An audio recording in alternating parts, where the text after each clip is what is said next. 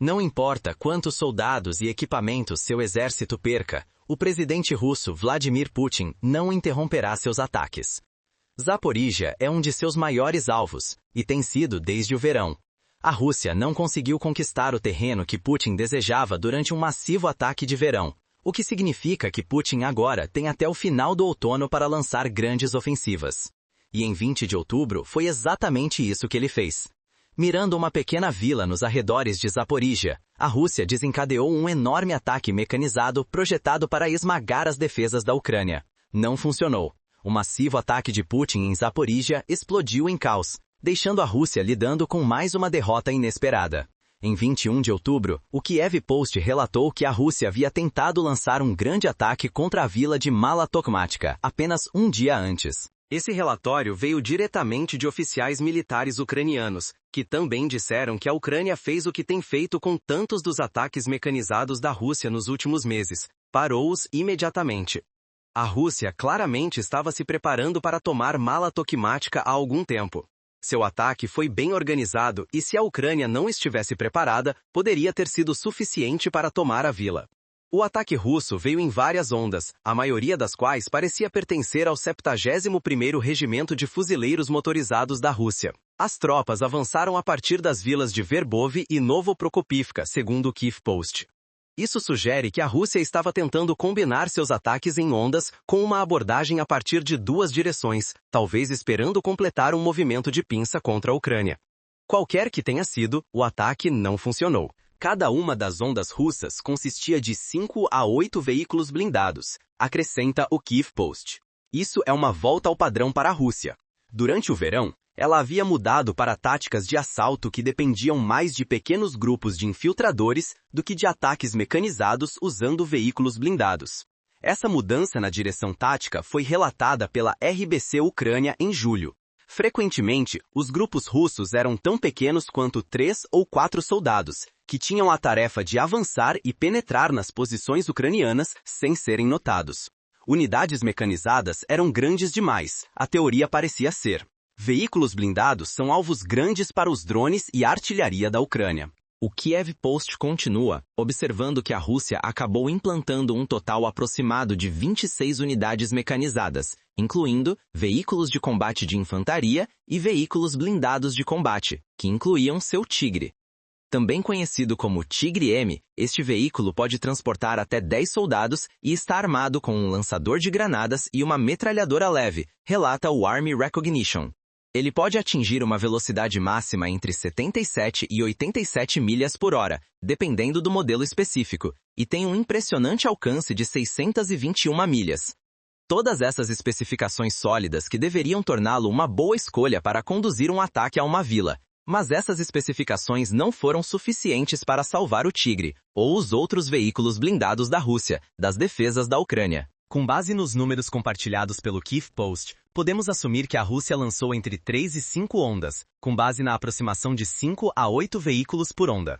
Essa abordagem baseada em ondas foi a tática russa por grande parte da guerra antes de mudar para suas unidades menores. As primeiras 2 ondas são essencialmente ataques kamikaze projetados para esgotar a munição da Ucrânia, deixando-a vulnerável às ondas subsequentes. Claro, a limitação desses ataques em ondas é sempre o número de veículos que a Rússia tem disponíveis. Quando esses veículos acabam, o que é provável que aconteça a menos que a Ucrânia esgote seus estoques de drones e munição, o ataque falha. A Ucrânia sabe disso e estava pronta para o que a Rússia tentou fazer em Mala-Tokmatka. A 118ª Brigada Mecanizada Separada da Ucrânia pegou as forças russas enquanto tentavam avançar, com soldados da brigada afirmando que reagiram rapidamente. Usando artilharia, drones de visão em primeira pessoa, ou FPV, e outros veículos aéreos não tripulados, os defensores da Ucrânia miraram as posições da Rússia. A Ucrânia também tirou uma página do livro da Rússia ao implantar tanques T-72 da era soviética na luta. Não se sabe se esses tanques vieram dos estoques da Ucrânia ou se foram capturados da Rússia, mas a Ucrânia os usou com grande efeito. Os T-72 enfrentaram diretamente os veículos blindados e a infantaria da Rússia, enquanto os drones voavam e os projéteis de artilharia explodiam. Além disso, havia minas. Vários dos veículos blindados da Rússia foram vítimas de explosivos por baixo enquanto tentavam escapar dos drones voando acima. Para contrariar qualquer tentativa da Rússia de alegar que o ataque à mala tokmática foi mais bem sucedido do que realmente foi, a 118ª Brigada também compartilhou um vídeo de sua resposta ao ataque em um reel do Facebook. Com pouco mais de 3 minutos, o vídeo destaca muitas das técnicas que a Ucrânia usou para eliminar os ocupantes russos. Com uma trilha sonora de música pulsante, as imagens mostram veículos russos sendo atingidos por drones FPV, deixando rastros de fumaça e metal danificado em seu rastro. Alguns dos veículos conseguem continuar se movendo após serem atingidos pela primeira vez, mas isso apenas leva a ataques subsequentes por mais drones. Em um trecho de filmagem, vemos a visão de um drone FPV enquanto o outro acerta diretamente um veículo russo. O veículo não para, então o drone que está gravando se aproxima. Eventualmente, vemos que o veículo tem o que parece ser arames farpados presos a ele, o que se tornou conhecido como uma gaiola de contenção. Gaiolas de contenção são peças improvisadas de blindagem que tanto a Rússia quanto a Ucrânia prendem em seus tanques e veículos blindados. A ideia é fornecer blindagem para a blindagem. Em uma guerra onde drones podem descer de cima para atingir os pontos fracos de um veículo, com munições anti-tanque fazendo o mesmo, uma gaiola de contenção, supostamente, desencadeia uma explosão antecipada e suporta o impacto do poder de fogo, deixando o veículo abaixo seguro para continuar seu avanço. A gaiola de contenção russa pode ter funcionado contra o primeiro drone da Ucrânia, mas o segundo acerta diretamente o lado do veículo, e assim segue no vídeo. Vez após vez, vemos drones FPV gravando outros ataques ou registrando acertos nos veículos da Rússia. A situação nesta direção está sob controle. Nenhuma posição foi perdida, declara o texto que acompanha o vídeo. O Kyiv Post oferece outra citação das tropas da Ucrânia, que acrescentou: o inimigo sofreu perdas significativas. Pessoal e veículos blindados foram destruídos. Estamos trabalhando de maneira coordenada e decisiva.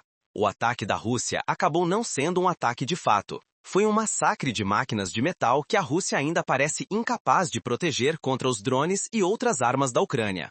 O Euromaidan Press relata a escala das perdas da Rússia, e elas são enormes. Das 26 unidades blindadas que o Kyiv Post diz que a Rússia implantou, 22 foram destruídas ou perdidas para o contra-ataque da Ucrânia. Entre elas estavam 12 veículos de combate de infantaria, 2 Tigres e 6 transportadores de pessoal blindados. Presumivelmente, muitos desses veículos estariam carregando tropas, o que significa que não foi apenas blindagem que a Rússia perdeu em sua malfadada tentativa de tomar Mala Tokmática. Ela também perdeu soldados, potencialmente dezenas, embora a Ucrânia não tenha revelado a escala total das baixas.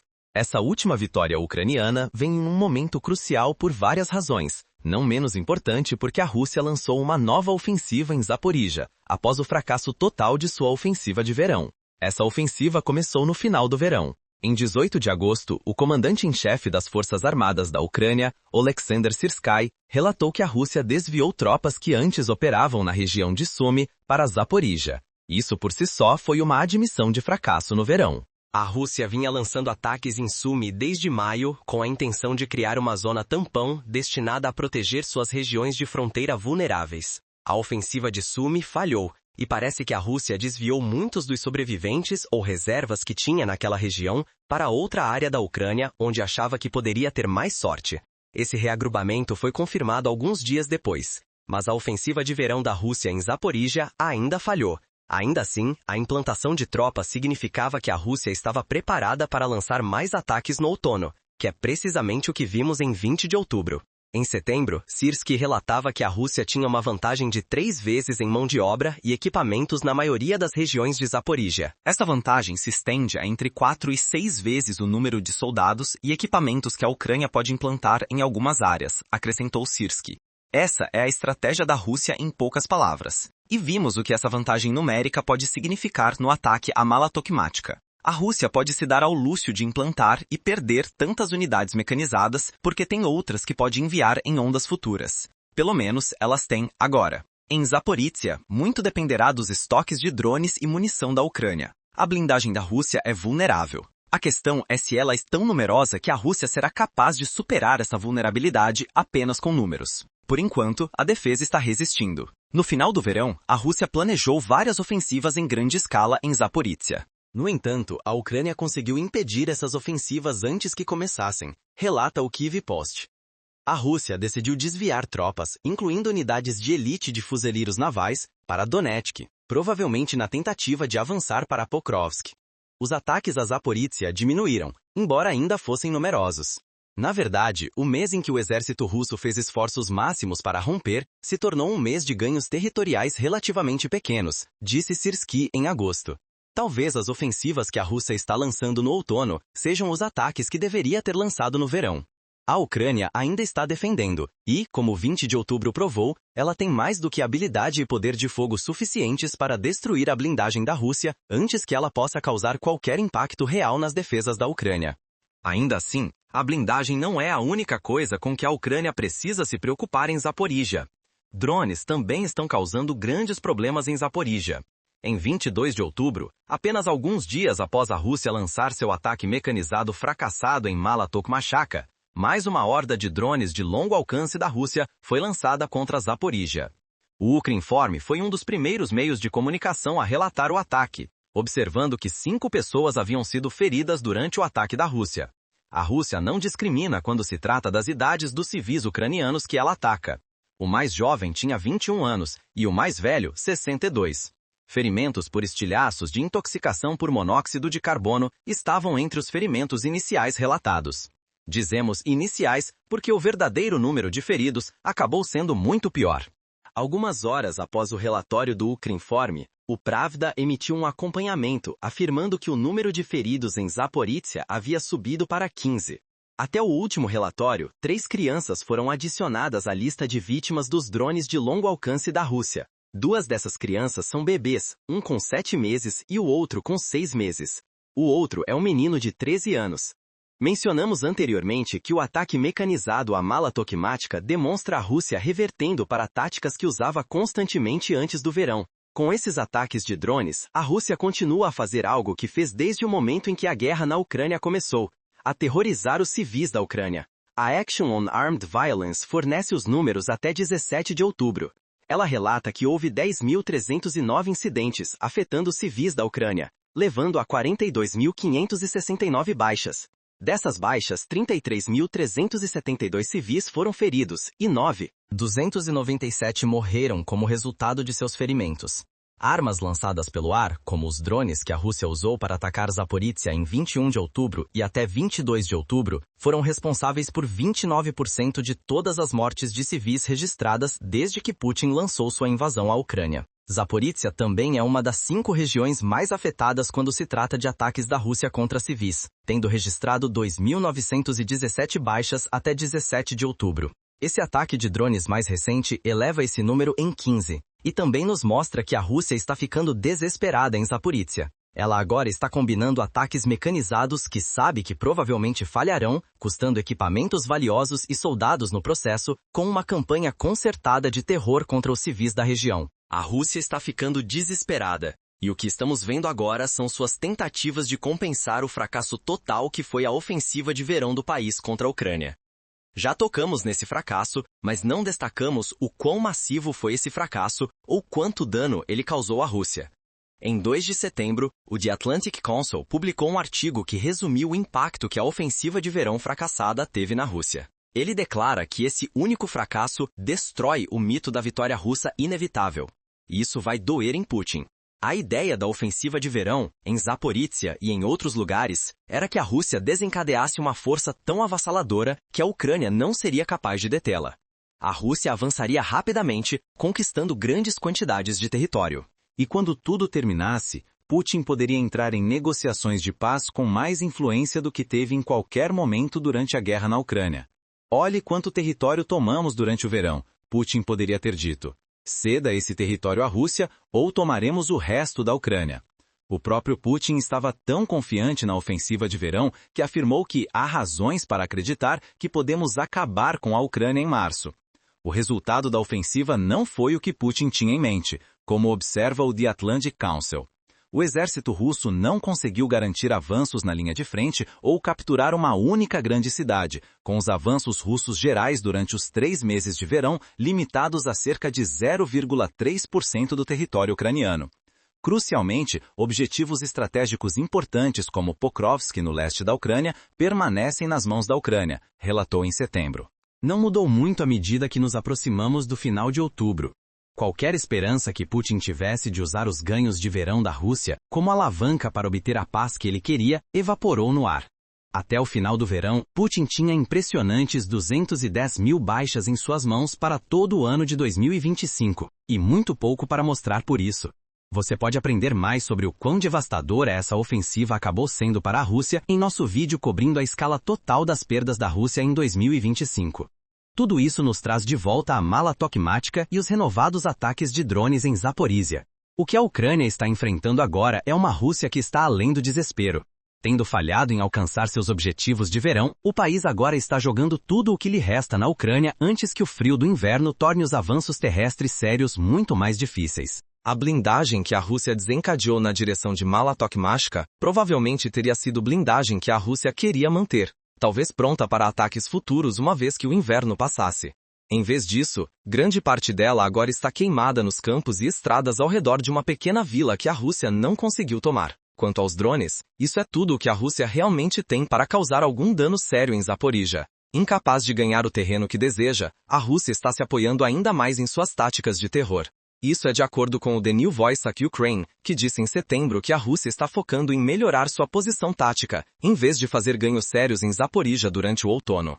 O ataque à Mala Tokmáchka provavelmente desempenha um papel nessa estratégia ajustada, pois é o tipo de assentamento que a Rússia poderia usar como base para futuros ataques ou como base para seus operadores de drones enquanto tentam atacar o resto da região de Zaporíjia. As forças russas agora buscarão melhorar sua posição tática no Oblast de Zaporíjia para impedir que os defensores ucranianos transfiram reservas para outros frontes mais ativos e para fins terroristas, como se aproximar da capital regional para atacá-la com bombas aéreas guiadas, disse o outlet na época.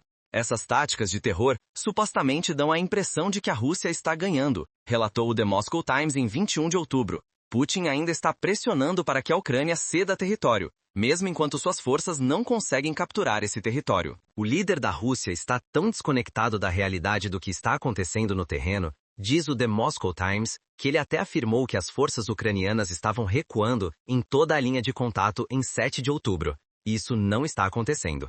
Ou Putin não sabe que isso não está acontecendo, ou aqueles mais próximos a ele estão mentindo para ele.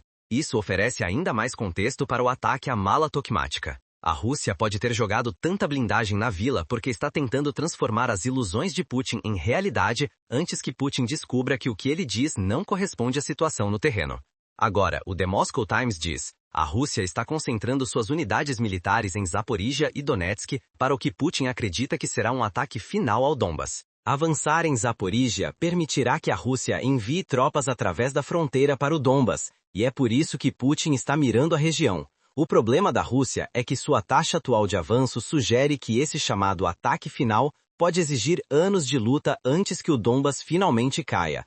Quanto à Ucrânia, ela continuará fazendo o que fez em 20 de outubro. A defesa de Mala Tokmáchka mostra que a Ucrânia sabe exatamente como a Rússia vai atacar e que está preparada para os ataques mecanizados relançados que a Rússia está usando agora. A Rússia continuará atacando qualquer coisa que puder, de alvos militares à infraestrutura civil, enquanto tenta criar a impressão de um avanço em Zaporíjia. Tudo o que a Ucrânia precisa fazer é continuar defendendo como fez em Mala Tokmáchka, fornecendo evidências por meio de imagens de vídeo ao longo do caminho, e a narrativa de Putin de uma vitória russa inevitável será desmontada. Apesar de todos esses fracassos, a Rússia continuará a pressionar em Donetsk e Zaporíjia, porque Putin está completamente obcecado em reivindicar o Donbas.